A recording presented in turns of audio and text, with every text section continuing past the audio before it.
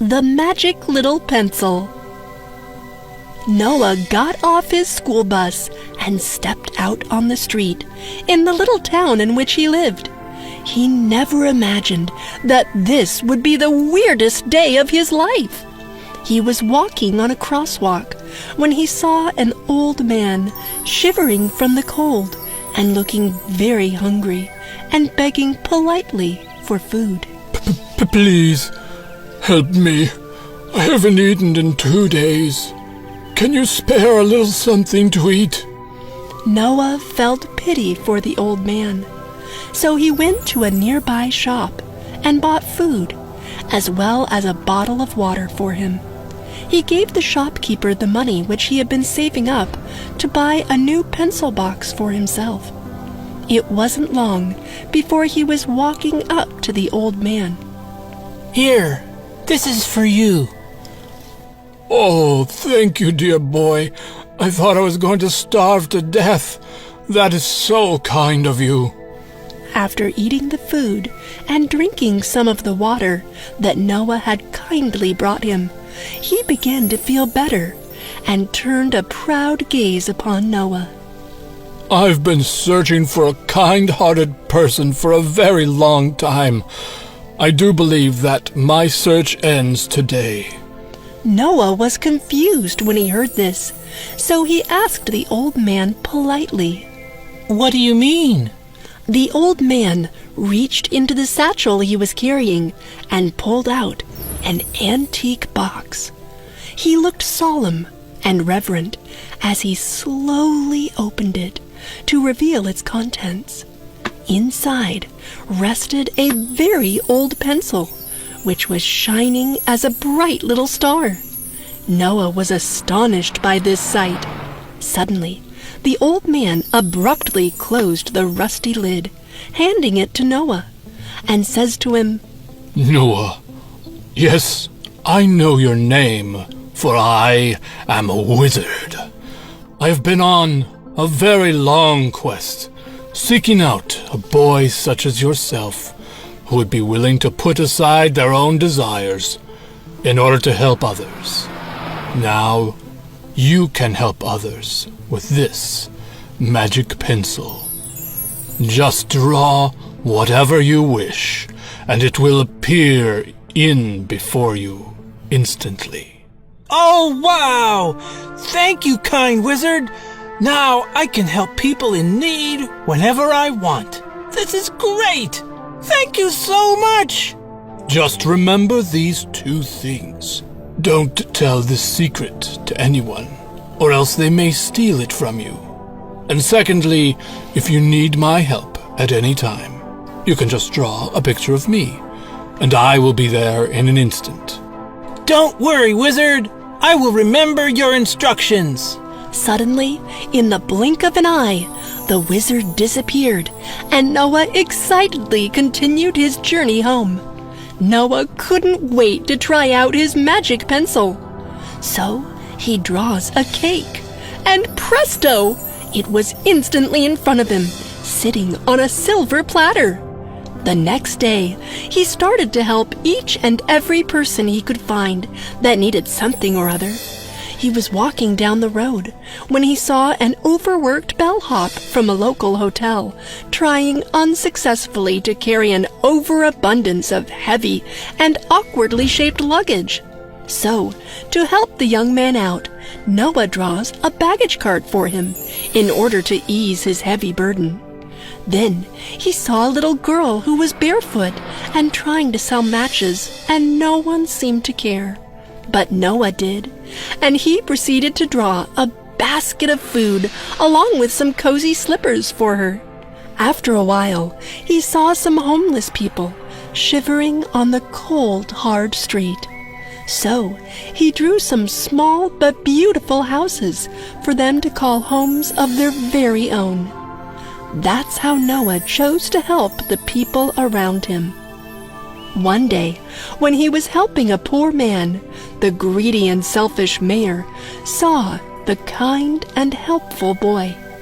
The mayor also saw how the little boy Noah was able to make all these things appear out of thin air with a simple yet magical pencil.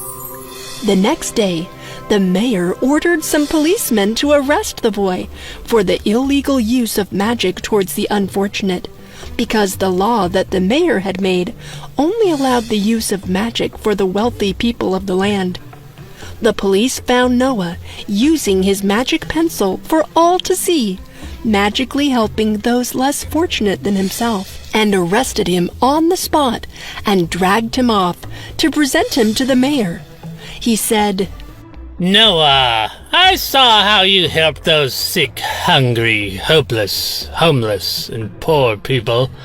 Now you must help me. Draw me what I want. A tree that produces fruit of solid gold." Sir, with all due respect, I only help poor and needy people, and you're neither poor nor needy. It's not a request, Noah. I am ordering you to do so. I'm sorry, Mr. Mayor, but I will not do this. Then be prepared for a severe punishment, you stupid boy. The mayor then demanded his servants to snatch the magic pencil from Noah. One policeman successfully did so and gave it to the mayor. Now, the mayor began to draw a tree with golden fruit. It was a nice picture, full of colorful detail, but the magic within the pencil didn't respond to him. He then handed the writing utensil over to the policeman, who also tried, but failed as well, to conjure up anything from his stick drawing of a horse, which he had scribbled on a fresh sheet of paper. The policeman commented to the mayor, I think the pencil won't take any orders from us, sir. It only recognizes Noah's hand, so only the boy can fulfill your wish, Mayor. The greedy mayor was furious. Noah, I'm asking you for the last time. Are you going to draw me golden fruit tree or not? Choose your words wisely, they may be your last. Noah was a brave boy, but at this point, he only wanted to end this whole fiasco. So he said he would draw something, and the mayor handed the boy the magic pencil. The next thing Noah draws is the picture of an old man on the piece of paper. And the wizard, who had given the clever and kind boy the magic pencil, came to rescue Noah. As soon as he appeared, the old man turned those policemen into cats, and he said, Don't you dare try to misuse the magic of this pencil for your own greedy endeavors, Mr. Mayor. Otherwise, you will be the next one who will lick his own tail. The mayor was greatly frightened and shivered with fear. Then the old man admonished the mayor not to be so greedy and selfish. The mayor also acknowledged his wrongs and apologized to Noah and the wizard. The very next day, the mayor rewarded Noah for his kind deeds and acts of helpfulness for the whole townspeople to see. And Noah continued to help those less fortunate and lived happily ever after. The end.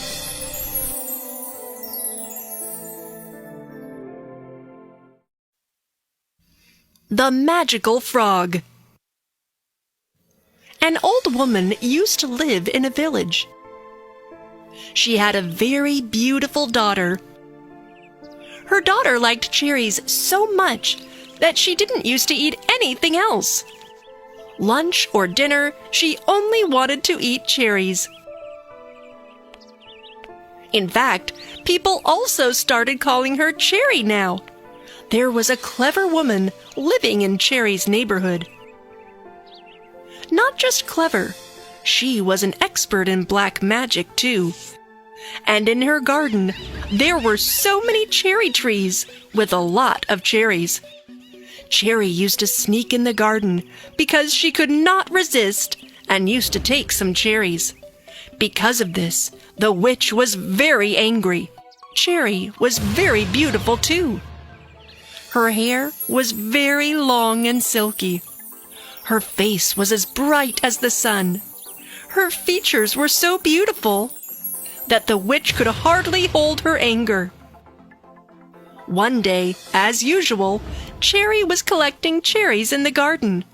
The witch saw her and could not hold her anger and cast a magic spell on her, which turned her into an ugly frog. Poor Cherry. The king of that village had 3 sons. The king was also very old and weak. The king said to his sons, I will give you all a task, and he who finishes the task shall be the next king. Your first task, I want a velvet cloth that is so soft it will slip right through my ring. And soon all 3 of them went out to find such velvet as soon as possible. The elder 2 brothers brought so many velvets from the market, but the youngest one was walking and thinking how a normal velvet from the market can pass through Dad's ring. He walked very far, looked in so many places, but could not find anything. He was so tired, so he decided to rest on the bank of the river. Suddenly, one frog jumped out of the river and asked him, "Tell me what happened. You seemed so tense." She had such a sweet voice. Hearing that, the man said, "How can you help me?" She insisted, "At least tell me why you are worried." The prince told her the story, and after listening to that, she jumped back in the river. She came back with a small piece of cloth and said, "Take this cloth, this will help you." "Something's better than nothing," the prince thought, and left for the palace. As soon as he was getting close to the palace, the cloth was getting heavier. The king was happy that all 3 of them had come with velvet cloth. He gave them the ring. When the elder sons tried, only a part of velvet could pass through it, and they failed. Then the youngest son gave the cloth. Everyone was surprised to see such clean and beautiful velvet. That velvet could pass through the king's ring very easily. "I finished one task." The prince was very relaxed. The king gave them a new task, that he wants a dog as small as he could fit in a walnut shell. Again, all 3 of them started their hunt. This task was much tougher. Where can you find such a dog? The youngest prince started to walk in the nearest jungle. He walked for so long, and once he was tired, he sat near the same riverbank to get some rest. Suddenly, he thought of the frog that had helped him last time. Right then, she jumped out of the river. "Oh, my prince, why are you sad again?" The prince told her the whole story. "Wait, let me try and help you again." And then she jumped in the river again. She came out of the river with a dried fruit in her hand. "Take this and break it. Once you reach the palace, you will see the magic." The prince happily left for the palace. The elder brothers found a lot of puppies, but they were of no use. They tried to finish the task, but some of them had big heads, some of them had big feet, and some of them had long tails. Both of them were sad. Now the youngest one broke the dry fruit, and surprise! There was a sweet little puppy sitting inside the shell. The king tried fitting this puppy in a walnut shell, and he could easily fit inside. The prince was very happy. The king was very happy too. Now it was time for the 3rd and final task. "Whosoever will marry the most beautiful girl will be the next king." Great! This was an easy task. The elder son went out to search for a beautiful bride. They knew so many beautiful girls, but the youngest prince was sad. "Now who will help me? That little frog can't help me. She can't jump in the river and find a beautiful bride." He was lost in his thought, and again he ended up on the riverbank. The frog again greeted him. "Now why are you worried? It seems you're crying a lot. Can you please tell me what happened?" And then the prince told her everything. The frog said, "Don't worry, head towards the palace. As soon as you are close to the palace, look behind you. But don't laugh, please." The prince was not able to trust the frog this time. He started to head towards the palace. As soon as the palace was close to him, he heard some words from behind. He saw behind him and was totally stunned. 6 very big rats were pulling a cart made of pumpkin, and one very big frog was riding the cart. Inside, on a beautiful chair, there was his friend from the river. This was a very weird scene, but the prince didn't laugh at all. What kind of cart is this? What's happening here? I don't understand any of this. And after a short while, he saw a totally different cart. It was being pulled by 2 beautiful black horses.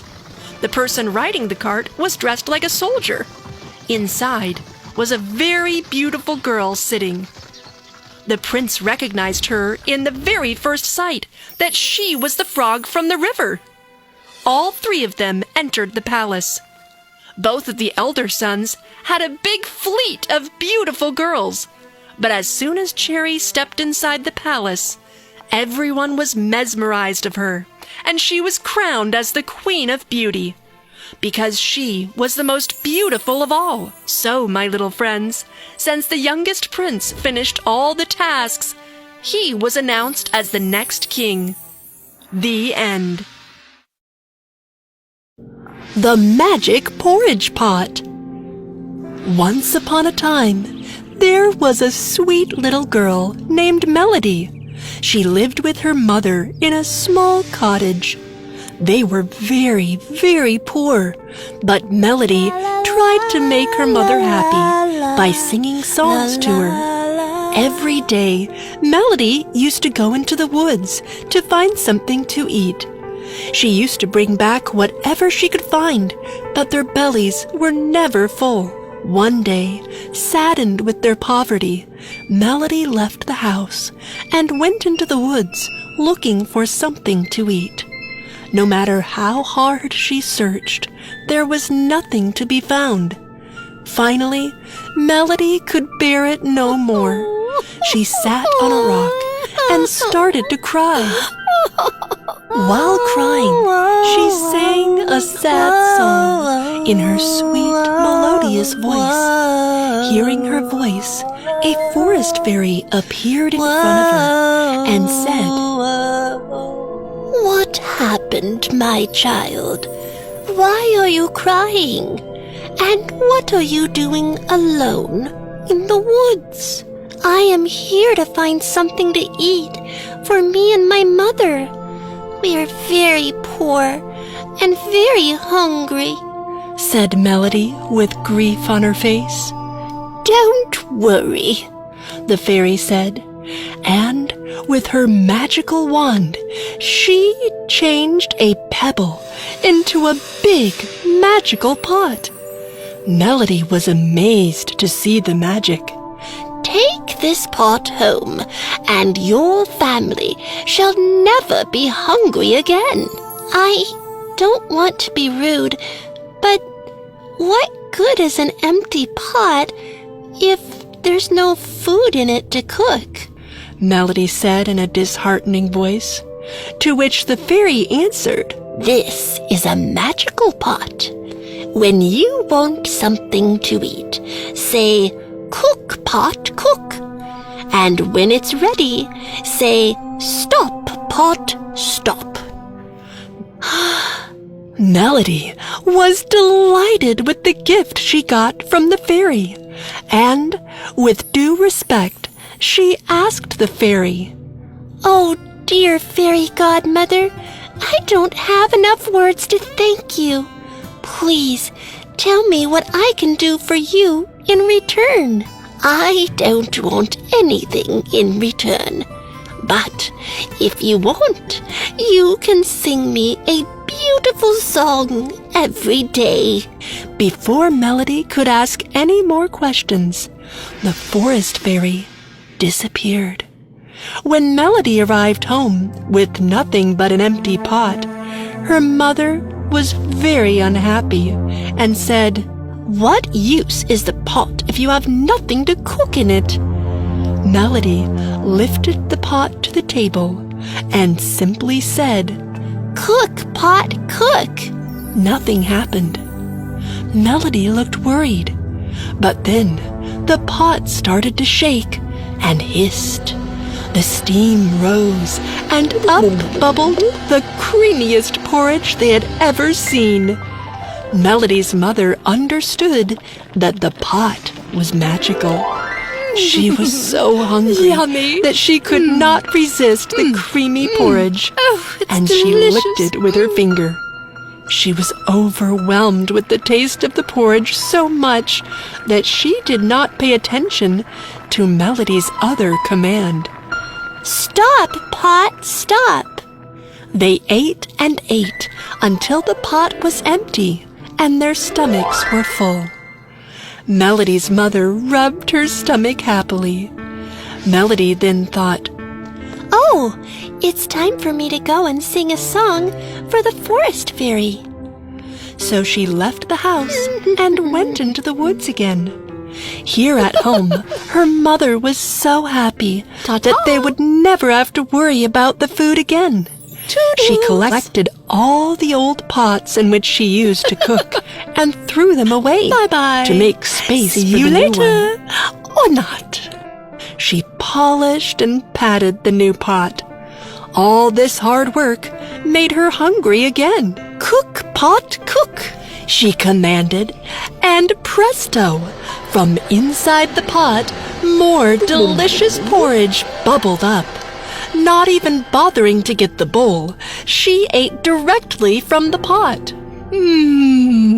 Delicious!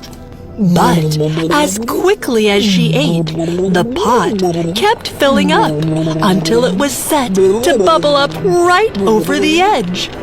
Oh dear, how did Melody make the pot stop? Enough, pot, enough!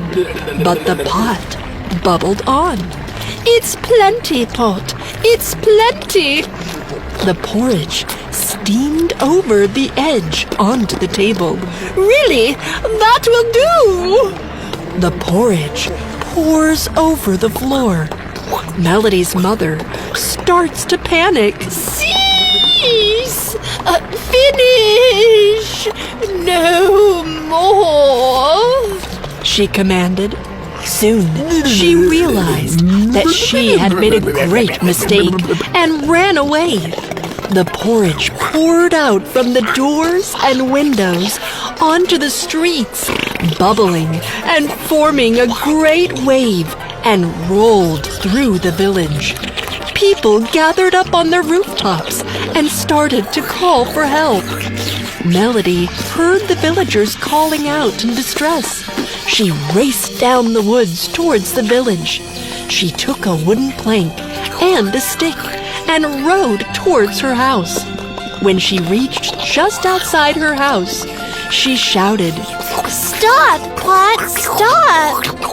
And that is just what the pot did. As the bubbling subsided, Melody saw that all the villagers were reaching down and lifting a handful of creamy porridge to their mouth. The whole village enjoyed the porridge. They ate and ate and ate the whole winter long, and no one in the village was hungry ever again. The end. The Magical Apple Tree. Once upon a time, in the world of fairies and kings, lived a selfish man named Toon, who had 3 daughters, the eldest of whom was named Mono, because she had but a single eye. The second was called Stereo, because she was common, and the third, Dolby, because she had 3 eyes. But because her second sister was common in her appearance, she was looked down upon by her sisters and despised by her father.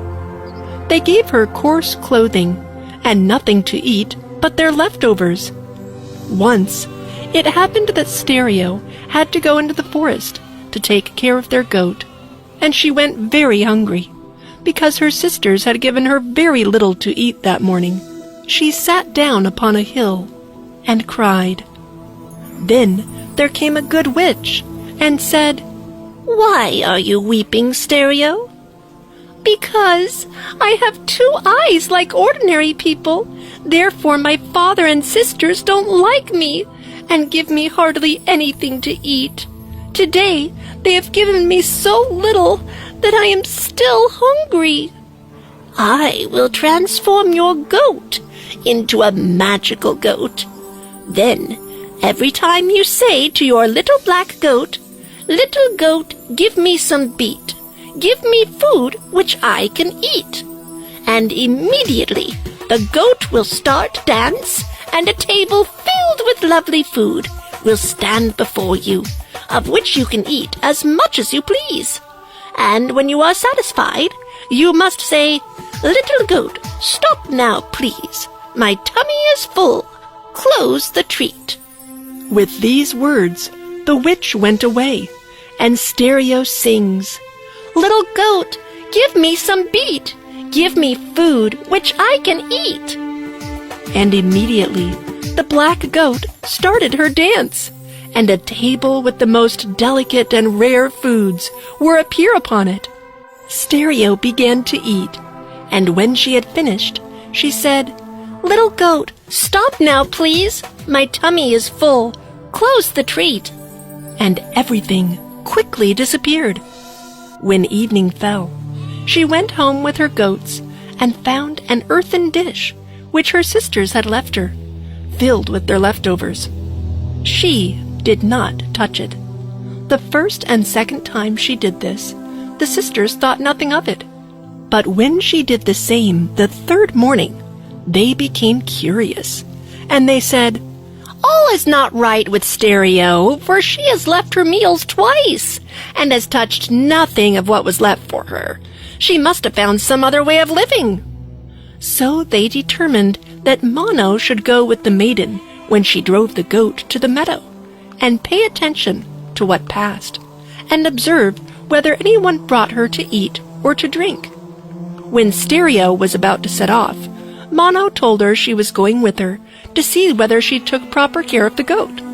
Stereo, however, figured out what her sister was up to, and drove the goat where the grass was finest, and then said, "Come sit down, and I will sing to you." So Mono sat down, for she was quite tired with her unusual walk and the heat of the sun.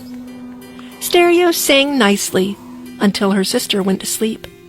As soon as she was in a deep sleep, the maiden had her table out, and ate and drank all she needed. And by the time Mono woke again, the table had disappeared, and the maiden said to her, "Come, we will go home now." So they went home, and after Stereo had left her meal untouched, the father inquired of Mono what had seen, and she confesses that she had been asleep. The following morning, the father told Dolby to follow her sister Stereo.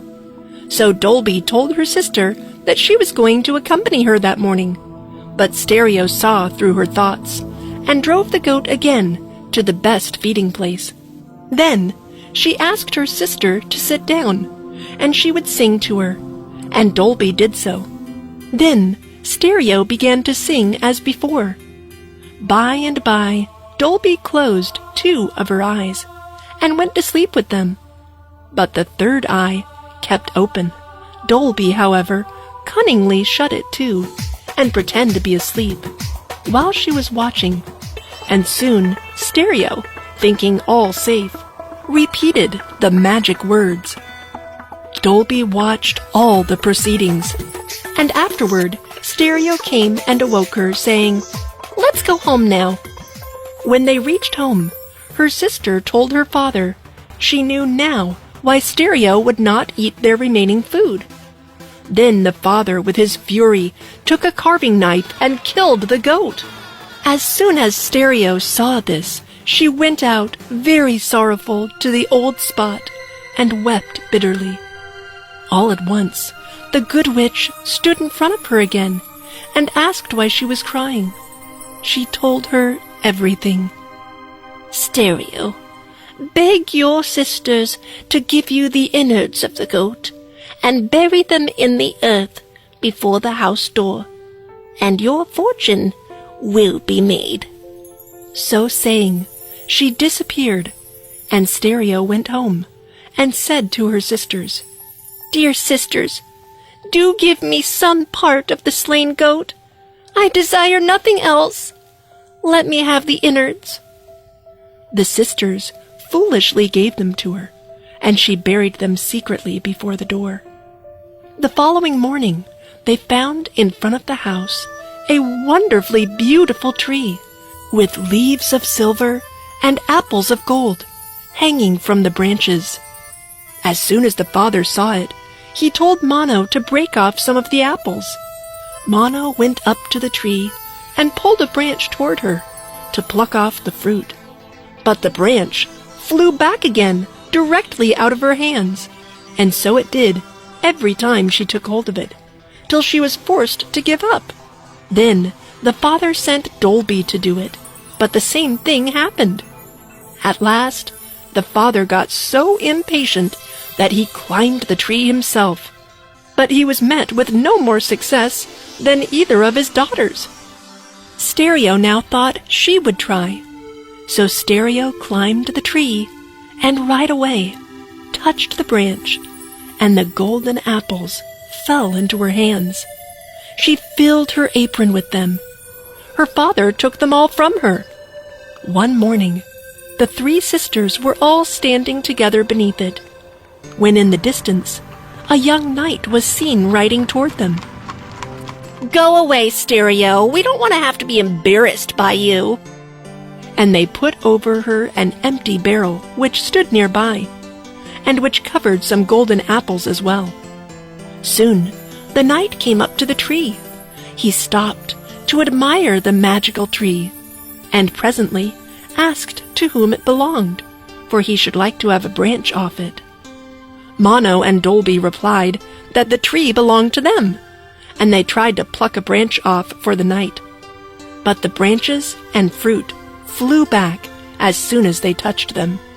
This is very strange, that this tree should belong to you, and yet you cannot pluck the fruit. While they spoke, Stereo rolled a golden apple from underneath the barrel, so that it traveled to the feet of the knight. When he saw the apple, he was astonished, and asked where it came from. And Mono and Dolby said they had another sister, but they dared not let her be seen. The knight, however, would see her, and called, "Hey you, come here." and soon Stereo made her appearance from under the barrel. The knight was baffled at her great beauty, and said, "Oh my, you have a beauty which I have never seen before. Will you marry me? I can fulfill any wish you want." "Yes, I will marry you. And yes, I have one condition. If you take me with you. For here I suffer hunger and thirst, and am in trouble and grief from early morning to late evening. Take me and save me." Upon hearing that, the knight raised Stereo upon his saddle and took her home to his father's castle, and afterward he married her, and a very happy wedding they had. The tree still belongs to Stereo, and no one else could ever touch it or cut it. The end.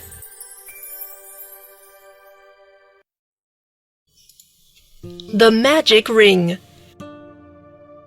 A wealthy father gave his son 300 gold coins and sent him off to journey the world in search of finding a trade for his unique skills.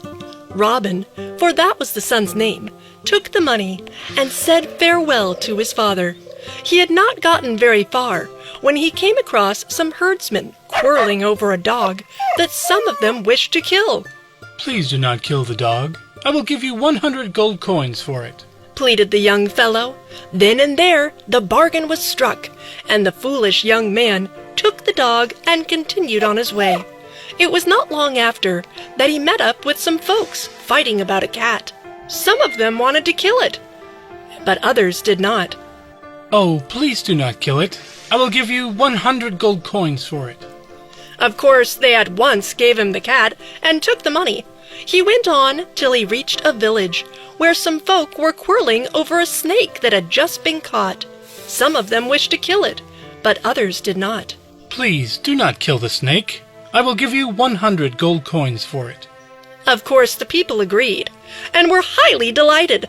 Upon becoming the proud new owner of a snake, a dog, and cat, Robin went home. You fool! You scamp! Exclaimed his father when he had heard how his son had wasted all the money that had been given to him. Go and live in the stables and repent of your folly. You shall never again enter my house. So the young man went and lived in the stables. His companions were the dog, the cat, and the snake. These creatures grew very fond of him. One day, the snake, in course of conversation, said to its master, I am the son of King Basilisk. One day, when I had come out of the ground to drink the air, some people seized me and would have killed me had you not most opportunely arrived at my rescue. How glad my father would be to see his son be rescued. Where does he live? I should like to see him, if possible. Well said.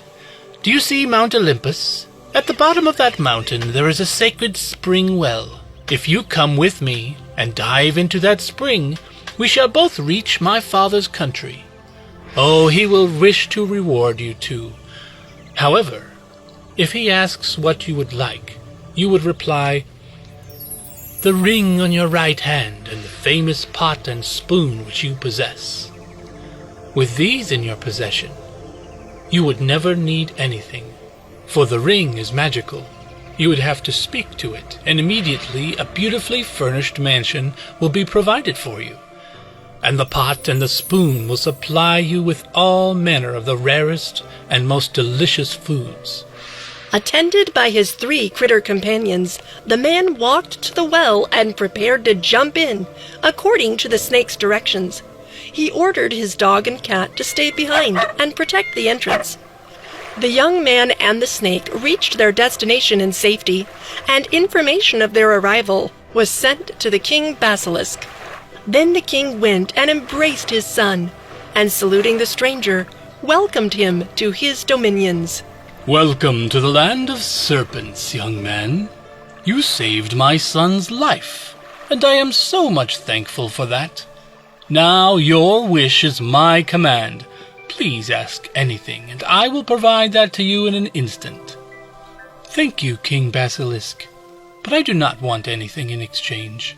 It is a wise man's duty to save the poor soul if he saw one in trouble. You are not only kind, but gentlemanly also. It is my request. You should stay here for several days. The young man stayed there for a few days, during which he received the king's right-hand ring, and the pot and spoon, in recognition of his highness's gratitude to him for having delivered his son. He then returned. On reaching the top of the spring, he found his friends, the dog and the cat, waiting for him. Afterward, they walked together to the riverside, where it was decided to try the powers of the charmed ring and pot and spoon. The merchant's son spoke to the ring, and immediately a beautiful house and a lovely princess with golden hair appeared. He soon got married to the princess. They all together established their own kingdom, where people were never hungry because of the magical pot and spoon. Time and again he used his magical ring and helped others in his kingdom, and they lived very happily ever after. With only 300 gold coins, which he spends to save his friend's life, he gets tons of happiness and wealth in return. So kids, the moral of this story is good deeds always pay handsomely. The end.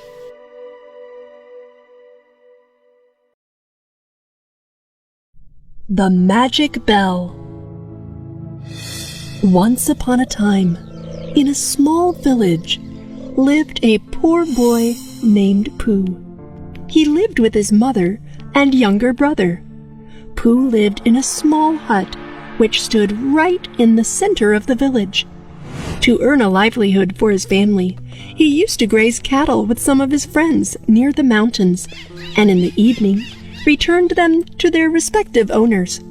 Every day, while the cattle went for grazing, he loved to sit under a tree and play melodious tunes on his wooden flute. Hey, Pooh, why do you always play your flute at this very spot? I don't know. I love this tree, and you may think I'm crazy, but I feel like this tree is alive and listens to my music. Oh, you're right. What? You think so too? No, I meant you're right that I think you're crazy.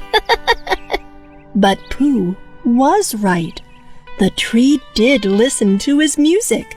The music had touched the tree's spirit. It would listen to the tune intently and be happy to have Pooh play it every day. One day, as Pooh was slumbering on one of the branches of the tree, there was a terrible noise beneath him. Ah, what's that? Oh, earthquake! Earthquake! There was a woodcutter cutting the same tree where Pooh was sleeping. Who is this man? Phew, this'll take some time. Pooh soon understood what was going on and quickly climbs downward. Hey, what are you doing? Why are you cutting this tree? My master would like to use it for his boat. This tree is very strong. No, you can't cut it. Really? And why is that? Listen, I've spent many days trying to find strong support for the boat, and you don't own this tree, so don't waste my time. Pooh will soon have to do something to save the tree, or it will be too late. So he used his cleverness to try and scare the woodcutter away. He said, Well, you can't say I didn't warn you. It's bound to happen, I suppose. What's that supposed to mean? Don't you know? A spirit of an old witch lives in this tree. She's been staying here for years. If you cut this tree down, she'll latch herself onto you, of course. Latch? Latch on to me? Why? Isn't it obvious? Since you're the one cutting down this tree?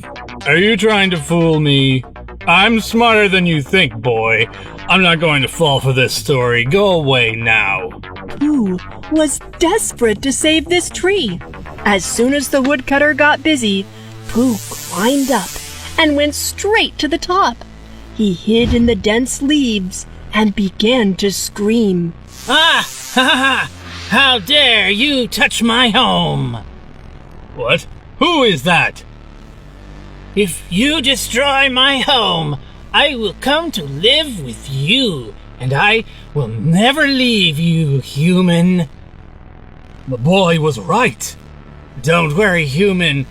We will be good friends. The woodcutter began to run as fast as he could. What's the hurry, my friend? Just as Pooh was laughing at the woodcutter, the tree came to life. Pooh. Pooh was shocked to hear someone talking to him. Are you really the spirit of an old witch? No, Pooh. I am not an old witch spirit. I mean, I am old, but I am the spirit of this tree. Your music brought me to life. You are a cunning boy, Pooh, and I am grateful to you. You saved me from the woodcutter. Suddenly, a nice golden bell appeared in front of Pooh, which was floating in mid-air. Here, accept this as a thank you gift. A bell? Not just an ordinary bell, my dear. This is a magical bell. Every time you ring it, the plate will magically fill with delicious food to eat. Oh, wow! This'll really help me and my family. Yes, it will, but remember, Pooh, you can only ring this bell once in a day. I will remember that. Thank you, dear tree. Pooh ran to call his mother and brother in the village. Mom! Ronnie! Come here and look what I've got! He shared the incident with them. They were very happy to see the magic bell. They wished for their favorite foods, rang the bell, and ate to their heart's content. Afterwards, they went to bed with their tummies full after a long and delicious meal. The next morning, as usual, Pooh took the cattle out to graze on the pasture, leaving the bell at home. When he came back in the evening, tired and hungry, he found all the pots empty. There was no food left for him to eat. Pooh was saddened and just ate the leftovers that he found in a cupboard. Still being hungry after his meager meal, he went to bed. He couldn't sleep due to his tummy growling of hunger. So, he decided to take the magic bell with him the next day. When his mother and younger brother were hungry later that day, they looked for the bell. They searched the entire hut from top to bottom, but couldn't find the magic bell, which made them very sad. They thought that they had lost the bell. They had neither the bell nor food. They went to bed on empty stomachs. When Pooh returned home in the evening, he took out the magic bell from his satchel. He ordered his most favorite food. His mother and younger brother were very sad to see this. His younger brother started crying, and he said, Brother, we're so hungry, and we kept looking for the bell. You have become so selfish. How could you? Hearing this, Pooh realized his mistake. He regretted his decision, but he also shared with his honest thoughts. You asked the bell to give you food, but you forgot to save some for me.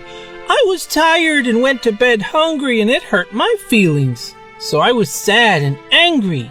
His brother and mother also realized their mistakes. They ate their meal together as a family that night, and from that day onwards, they never slept with empty stomachs and lived happily ever after. The end.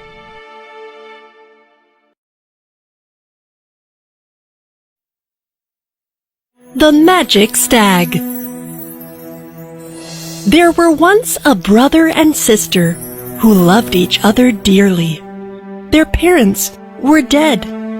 When they were very young, their mother had died and their father was ill.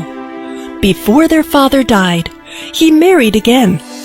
But their stepmother was most unkind and cruel to them. One day, the boy said to the sister, Dear little sister, our stepmother gives us dry, hard bread crusts for dinner and supper, and threatens to kick us out of the house.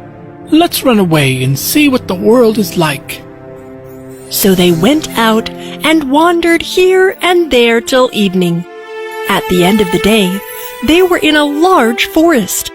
It began to rain. They were tired and hungry and sad. They crept into a hollow tree and slept till morning. When they awoke, they left their place of shelter and wandered away in search of water. Oh, I'm so thirsty. If we could only find a brook or a stream. Listen, I think I hear a running stream. So he took his sister by the hand, and they ran together to find it. Now the stepmother of these children was a wicked witch. She had followed them into the night and bewitched all the springs and streams in the forest. Brother and sister reached the brook, and the sister heard the babbling of the brook. Whoever drinks of me, a tiger soon will be. Whoa! Brother, wait! Do not drink, or you will become a wild beast and tear me to pieces! Thirsty as he was, the brother conquered his desire to drink at her words, and said, Dear sister, I will wait till we come to a spring. So they wandered farther, but as they approached, she again heard the bubbling of a spring. Who drinks of me, a wolf will be. Brother, I pray you do not drink of this spring.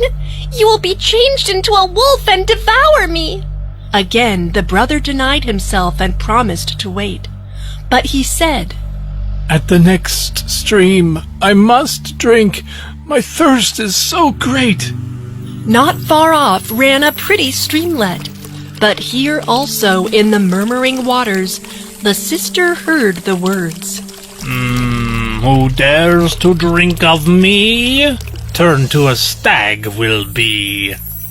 Dear brother, do not drink, She began, but she was too late, for her brother had already knelt to drink, and he became a fawn. But he did not run away, and stayed close to her. So she said, Stand still, dear fawn. Don't fear. I must take care of you. I will never leave you. So she untied her golden garter and fastened it around the neck of the fawn. Then she gathered some soft green rushes and braided them into a soft string, which she fastened to the fawn's golden collar, and then led him away into the depths of the forest. After wandering about for some time, she at last found a little abandoned hut, and she thought it would form a nice shelter for them both. So she led the fawn in and closed the door. Every morning she went out to gather berries for her own, and fresh grass for the fawn, which he ate out of her hand, and then he went out with her and played. After they had been alone in the forest for years, the little sister had grown into a lovely maiden, and the fawn a large stag. Once a prince came to the forest with his hunting party. The sounding horn, the barking of the dogs, the yelling of the huntsmen resounded through the forest and was heard by the stag. He begged his sister to let him go to see. She opened the door and said, I will let you go, but do not forget to say, Dear sister, let me in, when you return this evening. The chief hunter very soon spied the beautiful stag with the golden collar, pointed it out to the prince, and they determined to hunt it. They chased him with all their skill, but he was too light and nimble for them to catch. And, after the huntsmen were gone, he walked home. But one of the prince's huntsmen, however, determined to follow him at a distance to find out where he went. The huntsman was very surprised to see the stag go up to a door and knock and hear him speak. Dear sister, let me in. The door was only opened a little way and quickly shut. But the huntsman had seen enough to amaze him. And when he returned to tell the prince what he had seen, the prince was amazed too. We will have to discover this mystery. The next morning, the huntsman led the prince to the cottage. When the prince saw it, he went on alone. The door was ajar. The king stepped in, and in great astonishment saw a maiden more beautiful than he had ever seen standing before him. She looked frightened. After a little talk, he held her hand and said, Will you go with me to my castle and be my dear wife? Yes, I would go willingly, but I cannot leave my dear stag. He must go with me. He shall remain with you as long as you live. While they were talking, the stag rose up, looking happy. Soon after, their marriage was celebrated with great splendor. The wicked stepmother who had caused these two young people such misery heard of their happiness. Envy and malice arose in her heart, and she has sworn to destroy them. She disguised herself as a nurse and came to the castle when the queen had a baby, and the prince hired her to take care of the queen and newborn. She locked the queen up in the bathroom and picked a baby from his cradle to throw him out of queen's balcony. But then the stag came to rescue, and he saved his nephew. The king came into the queen's chambers, and he saw that the stag was protecting the baby from the nurse, and the queen recognized her as the witch stepmother. She told the king how cruelly she had been treated by her stepmother, and so the king sent her to the prison.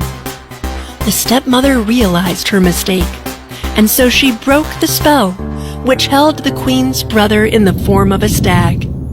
He appeared before them, a tall, handsome young man. After this, everyone lived happily and peacefully for the rest of their lives.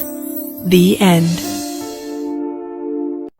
The Magical Golden Crab. Once upon a time, there was a fisherman and his wife named Jack and Ilsebil, who lived together in a filthy shack near the sea. Every day, the fisherman went out fishing. Once he was sitting there fishing and looking into the clear water. His hook went to the bottom, deep down, and when he pulled it out, he had caught a large golden crab. The crab said to him, Listen, fisherman, I beg you to let me live. I'm not an ordinary golden crab. I'm special. I'm enchanted. Put me back into the water and let me swim. Well, you do look golden. But how do I know you're an enchanted crab? Dude, either I'm an enchanted talking crab, or you're losing your mind and talking to the wildlife. Well, that's a fair point. Maybe I am going crazy. But I guess if I am, there's no harm in letting you go, talking crab. With that, he put it back into the clear water, and the golden crab disappeared to the bottom. Then the fisherman got up and went home to his wife in the filthy shack. Jack, did you catch anything today? No. I caught a golden crab, but he told me that he was an enchanted creature, so I let him swim away. Didn't you ask for anything first? No. What am I going to get from a talking crab? Well, how about a house? This awful shack is filthy and it stinks and I can see cracks in the roof. Go back and tell him that we want to have a little cottage. Wait, so a talking crab is like a genie in the lamp? I could just make wishes? I never knew that. Actually, I have no idea, but anytime you catch something golden and it talks, find out if it's one of those fairy tale things and ask it for something. The man did not want to go back outside, but he didn't want to argue either, so he went back to the sea. He yelled out to the waves. Crab, oh crab, in the sea, come, I pray, here to me. For my wife, good Ilsebil, I bring the wish which you fulfill. The golden crab swam up and said, Dude, what are you talking about? My wife says she doesn't want to live in a filthy shack any longer. She would like to have a cottage. And you think asking a talking crab is going to improve your housing situation? Yeah, like, I don't know, a wish? Okay, fine. Your wish is granted. Go home. The man went home, and his wife was standing in the door of a little cottage, and she said to him, Come in, see? Now isn't this much better? Yes, this is lovely. We can live here contentedly. Well, probably. We'll see. Everything went well for a week or two, and then the woman said, Listen, husband, this cottage is too small. The golden crab could have given us a larger house. I would like to live in a large stone palace. Go back to the golden crab and tell him to give us a palace. The man didn't feel right about asking the crab for something else, but he went anyway. He stood near the water and said, Crab, oh crab in the sea, come, I pray, here to me. For my wife named Ilsebil, I bring the wish which you fulfill. Hello again, fisherman. What does she want now? Oh, my wife wants to live in a stone palace, said the man sadly. Go home She'll be standing on the stone porch. Then the man went his way. When he arrived, standing there was a large stone palace. His wife was standing on the stairway about to enter. Taking him by the hand, she said, Come inside! Now, isn't this nice? Yes, this is quite enough. We can live in this beautiful palace and be satisfied. We'll see. Let's sleep on it. The next morning, the woman woke up and poked him in the side with her elbow and said, Husband, I cannot stand it any longer. Go to the golden crab and tell him I must become emperor. Oh, honey, I can't tell the golden crab to do that. There's only one emperor in the realm. What? If he can give me a palace, then he can make me emperor. Go there immediately. So he had to go. As he went on his way, the frightened man thought to himself, This is not going to end well. The golden crab is going to get tired of this. But he went anyway, and said again at the sea, Crab, oh crab in the sea, come, I pray, here to me. For my wife, greedy Ilsebil, I bring the wish which you fulfill. What does she want now? Oh, golden crab, my wife wants to become emperor. Go home. She's already emperor. Then the man went home, and when he arrived there, the entire palace was made of polished marble. He went inside, where his wife was sitting on a throne made of gold, and she was wearing a golden crown. When they went to bed, she was still not satisfied. Her greed would not let her sleep. She kept thinking what she wanted to become next. Then the sun was about to rise, and when she watched, she poked her husband with her elbow. Husband, I want to be in charge of the sun and moon, too. She looked at him so sternly that he shuddered. Go to Crab immediately. I want to become God. The fisherman fell on his knees before her. Ilsebil, this has gone too far. I beg you, be satisfied and content where you are. Anger came over her. She kicked him with her foot and shouted, I cannot stand it any longer. Go there immediately. He ran away from his angry wife. Outside, such a storm was raging that he could hardly stand on his feet. The sky was as black as pitch. There was thunder and lightning. He cried again. Crab, oh crab in the sea, come, I pray, here to me. For my wife, greedy Ilsebil, I bring the wish which you fulfill. What does she want then? Oh, she wants to become God. Go home. She is now God. Then the man went home. Arriving there, everything was gone like there was nothing in there ever before. And he can't see his wife anywhere. He hurried back to the crab and asked, Where's my wife? God is present here and everywhere. Nothing exists separate from the one God, because God is present everywhere. You can't see your wife, because now she is everywhere. The fisherman wept bitterly, and he asked for mercy. The fisherman had spared his life only once, but the golden crab felt bad for him, and he said, Now I can fulfill your wish just once more, but ask wisely. Please, I want to see my wife happily standing at the door of our old shack. Go home. Your wish is granted. By saying this, the golden crab disappeared, and the fisherman went back to his home, and then he sees his wife standing in the door of his old shack with a pretty smile on her face.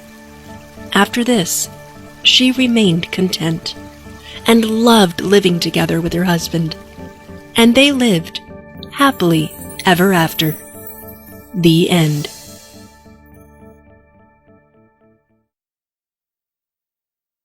The Magical Bottle. Abu was a fisherman. He lived near the beach and had been fishing for as long as he could remember. When he was young, he would stay at sea all night. In the morning, he would return with a big catch of fresh fish, which he would sell at the local market. And now, Abu was almost 80 years old, and too old to go out to sea in his boat. So instead, he would throw his net out from the shore 4 times a day. He would eat some of the fish, and the rest he would sell for a little money. One day, he went out to the sea in the morning. He threw his net over the water. After some time, he could feel something heavy trapped in the net. He pulled and pulled and pulled, and it took all his strength to get his net up onto the shore, and found a dead donkey tangled in the net. Oh no! He cried. All this effort for a dead donkey? What will I do? What can I eat? So he thought about old King Solomon, an ancient king who was known for his wisdom. And then the old man once more cast his net into the water, and soon he could tell he had caught something. This time the net was even heavier. With all his strength again, Abu slowly pulled up the net to shore, and inside was a barrel full of sand. Oh no! He cried again. All of this effort for a barrel full of sand. What will I do? What can I eat? Again, he thought about King Solomon's great wisdom and decided to persevere. Abu cast his net into the water a 3rd time. This time, something even heavier got trapped in the net. It made a clanging sound like pots and pans banging against each other. And guess what it was? A whole bunch of old pots and pans. They were all rusted and of no use. So Abu looked to the sky and cried out, Ah! Why do I deserve this? I have only the strength to cast my net 4 times in each day, and I've already done it 3 times. If I cannot catch any fish the 4th time, I'll surely die of hunger today. Why must I capture all of this junk? With his prayer on his lips, Abu threw the net one last time. This time, something even heavier got trapped in the net. Abu had to wade deep into the water to pull the net out. He saw it was a brass bottle. This time, Abu was happy. Even though he had not caught any fish, the brass bottle looked solid. Perhaps he could sell it for more gold coins and have enough food for the next month. But he saw that the bottle had lead seal on it. And looking closely, Abu realized that the seal was none other than King Solomon's. He was now very curious to know what was inside the bottle. He opened the seal with a knife. As soon as he opened it, a huge magical creature came out from the bottle. It shot out 100 feet into the sky with a huge roar. Abu was so scared he cried out in fear. The creature noticed Abu and shrunk down to just 10 feet so he could talk with Abu. Fisherman, did you free me? It thundered. Me? Yes, magical creature. My name is Abu. Abu, a fine name. Said the creature with a smile. I have been trapped in that bottle for a long time. Thank you, fisherman Abu. Now tell me, how would you like to die? Die? But, sir, I freed you. Why would you want to kill me? I was trapped in that bottle by King Solomon, fisherman Abu. But Solomon ruled this land almost 2,000 years ago. Yes, 1,800 years ago, to be precise. I rebelled against him. So Solomon defeated me and trapped me in this bottle. Then he had the bottle thrown into the sea. I have regretted my mistake ever since. But that means I have freed you from prison. Why do you want to kill me? For 1,000 years, I wished someone would free me. I pledged that I would give that person enough wealth to last his lifetime, but no one came. Then in anger, I pledged that I would kill the man that would free me. But I would allow that man to choose the way he would die. So, how would you like to die, Fisherman Abu? Abu thought again of King Solomon's wisdom, and then a clever idea came to him. Sir, you claim that Solomon trapped you in that bottle? But I don't believe you. What? Cried the creature, and his voice boomed like 100 thunders. You are so tall. Your hands are like the trunk of the tree. There's no way you could have fit inside that tiny bottle. I don't care if I die, but I don't want to be killed by a liar. You puny fisherman. I may be evil and mean and make stupid promises, but I never lied a lie in my life. Then prove it. Said Abu. The creature swished its hands. It turned into smoke and slowly, bit by bit, entered the bottle. And from inside it shouted, See? I can fit into this bottle. Abu quickly picked up the lead seal and trapped the creature inside the bottle again. The creature tried his best to come out, but he could not break the seal.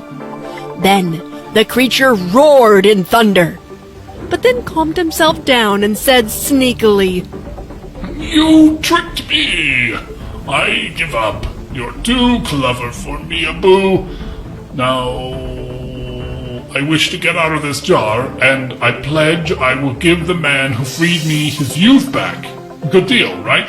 Come on, free me, Abu. Your prize is waiting for you.